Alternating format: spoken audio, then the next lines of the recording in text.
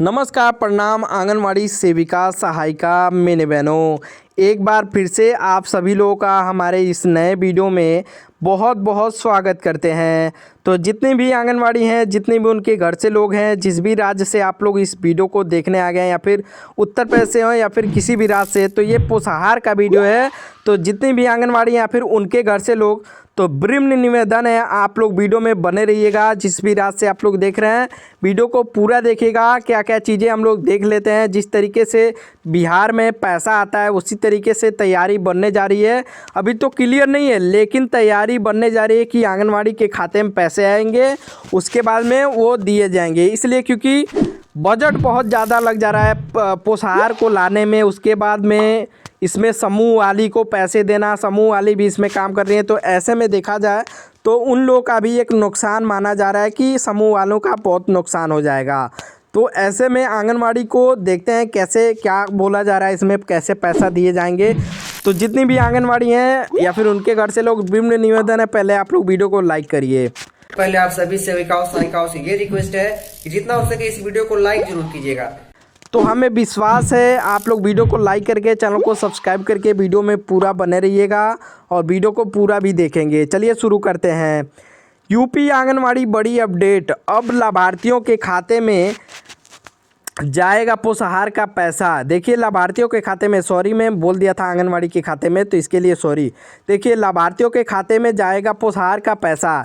बिहार की तर्ज पर लागू होगा नया नियम। बिहार जैसे आप आंगनवाड़ी को भेजता है, यहाँ पे लाभार्थियों को भेजेगा, तो आंगनवाड़ी का कोई सिस्टम नहीं रहेगा। ऐसे में अगर ये योजना लागू हो जाएगी तो देखिए अभी तो हुआ नहीं है, लेकिन खबर आई है। खबर अब कब तक पूरी हो जाएगी ये भी नहीं सही रहता है, कब तक सरकार का बदलाव भी हो जाता है ये भी नहीं सही होता है।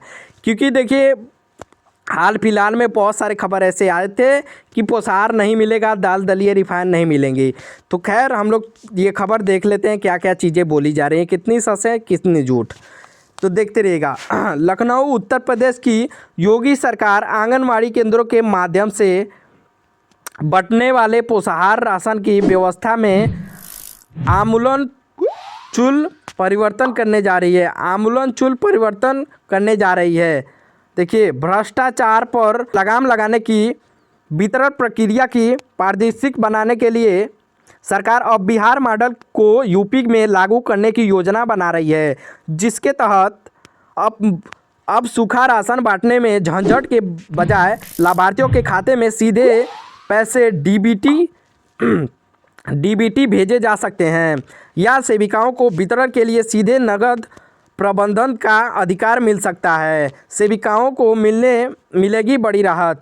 अभी तक आंगनवाड़ी सेविकाओं को पोषाहार के उठान उसे गोदाम से केंद्र तक लाने और फिर उसके रखरखाव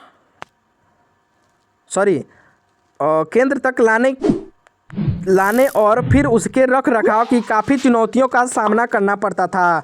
कई बार ढुलाई का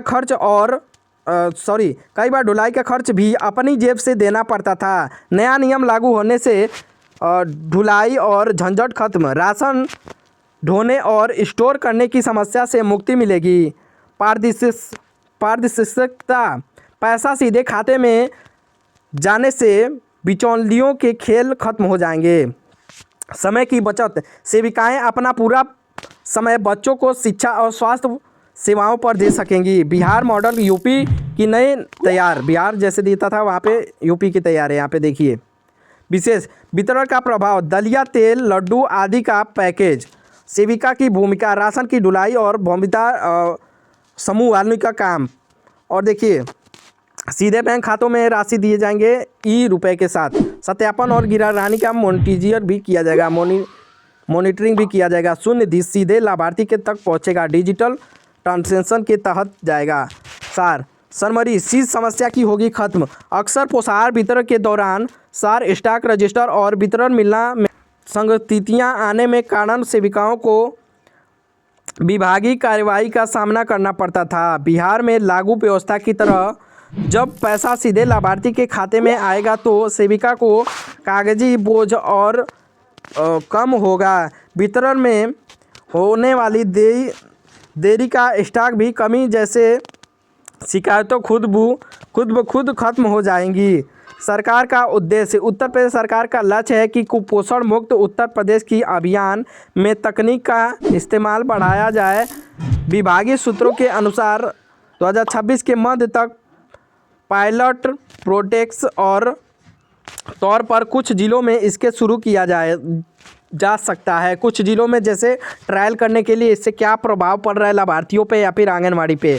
हम आंगनवाड़ी बहनों के काम और आसान बनाने का चाहते हैं। बिहार की तर्ज पर पोषाहार का पैसा सीधे ट्रांसफ़र करने की योजना पर प्रथम चल रहा है, ताकि सिस्टम पे प्रदाशियों और बिहारों बहनों को राशन ढोने की आज़ादी मिले और ये समूह वाली जोटी हैं उनको भी आज़ादी मिले। तो देखिए ये खबर ज़्यादातर हमें सच नहीं लग रही है, क्योंकि देखिए अभी आया है ये खबर, तो अभी पूरा होने में जिस तरीके से बिहार में दिया जाता है, अभी पूरा होने में कितना समय लगेगा, कब से दिया जाएगा, ये चीज़ें देखने वाली है और इसमें समय लग सकती है, अच्छा खासा समय लगेगा।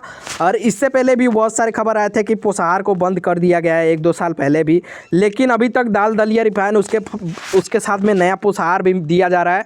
तो आंगनवाड़ी जितने भी है, कई सारे राज्यों से देख रही हैं हमारी वीडियो, तो देखिए ये पूरी हम लोग क्लियर नहीं मानेंगे इस आर्टिकल को। तो ज़्यादातर देखिए 100 में से इसको 40% दिया जा रहा है, कोई भी सच नहीं है अभी। ज़्यादातर अभी आगे जो प्रक्रिया चलेगी, अभी हाल ही फिलहाल में सुना जा रहा था कि बजट नहीं पास हुआ है तो 3-4 महीना राशन भी बंद रहेगा। तो ये सारी चीज़ें हैं, ये तब तक नहीं हम लोग विश्वास करेंगे जब तक सरकार का कोई फैसला ना आ जाए। इस पर सबसे मेन बात तो यही है, जब तक फैसला ना आ जाए। और देख लेते हैं जो बंद करने की बात की जा रही थी, वो भी आर्टिकल हम लोग देख लेते हैं। वीडियो को अभी तक देख रहे हैं तो लाइक करके पूरा देखते रहिए आप लोग। गर्भवती महिलाओं तक पहुंचने वाले पोषाहार और राशन वितरण को लेकर एक चिंताजनक खबर सामने आ रही है।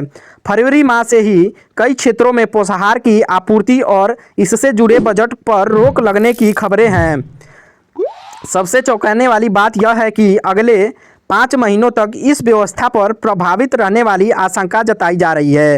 ये देखिए, प्रभावित रखने वाली आशंका जताई जा रही है। क्यों रुक सकता है पोषाहार और पैसा?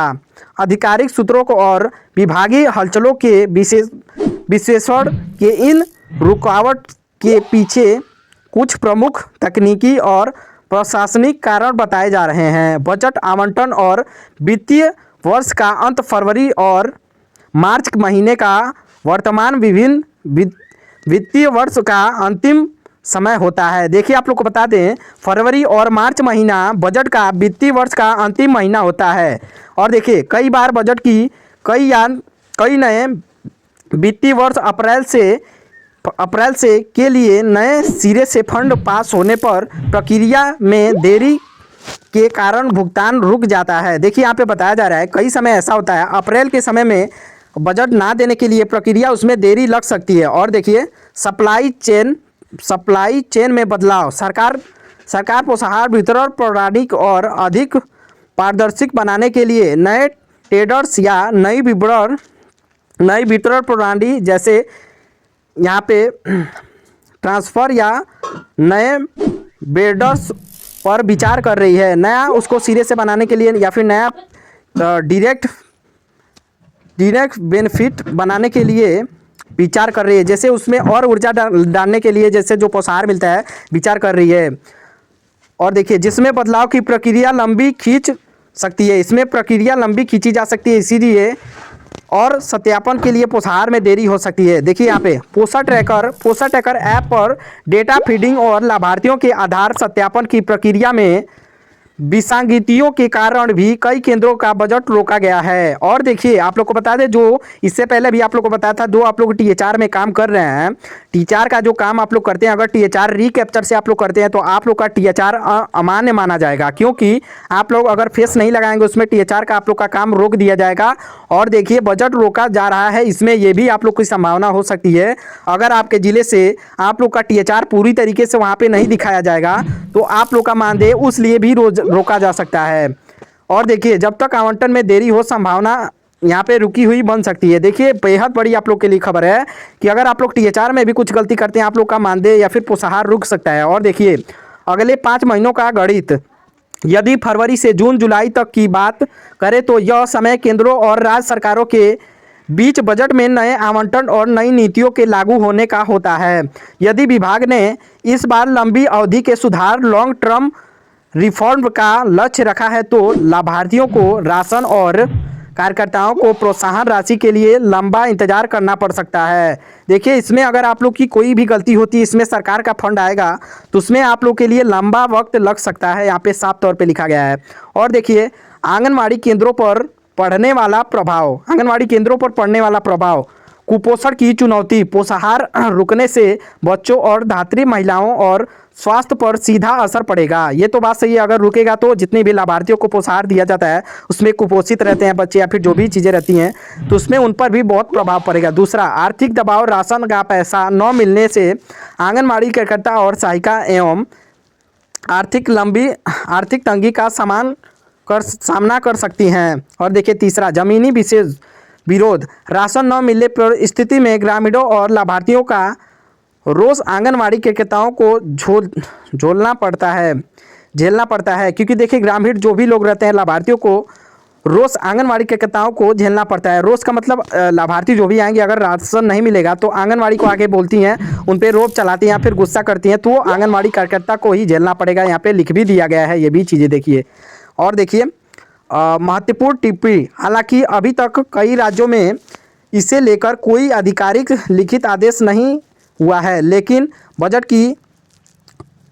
बजट की और तकनीकी खामियों इसी और इशारा कर रही हैं कि आने वाले कुछ महीनों में चुनौतीपूर्ण होने वाले हैं। देखिए यहाँ पे यही चीज़ बजट को लेकर या फिर इस बजट फंड को ख़त्म होने को लेकर यही इशारा कर रही है कि आने वाले समय में आप लोग को दिक्कत होगी।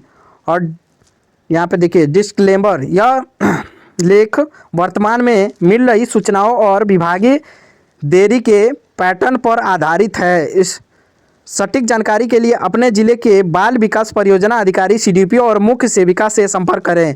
यह भी लिख दिया गया है डिस्क्लेमर कि यह वर्तमान में मिल रही सूचनाओं के विभागीय देरी और पैटर्न के आधारित पर यह आर्टिकल आया है। अगर आप लोग को इसमें भी डाउट होता है तो आप लोग जाके अपने अधिकारी CDPO से भी जांच ले सकते हैं।